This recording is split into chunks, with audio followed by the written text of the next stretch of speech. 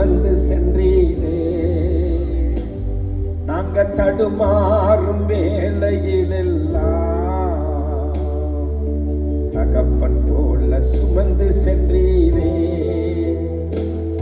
ஆஹா, எத்தனை அன்பு என் மேல், எத்தனை பாசம் என் மேல், எத்தனை அன்பு என் மேல், எத்தனை பாசம் என் மேல், இதற்கு ஈடாய் என்ன தருவேயோடு முது புண்ணிய தலத்திலே பொன்முகம் பார்க்க வந்தார்களோ, ஆவியானோர் நம் சமூகத்திலே இறங்கி வந்து ஒவ்வொருத்தர் மேலும் தலையிலே கையை வைத்து எண்ணெயினால் அபிஷேகம் செய்து வந்த பிள்ளைகள் யாரும் இன்னைக்கு வெறுமன போகாம ஒரு பெரிய கிருபையோடு நம்ம கடந்து போறதை பார்க்க போகிறோம்.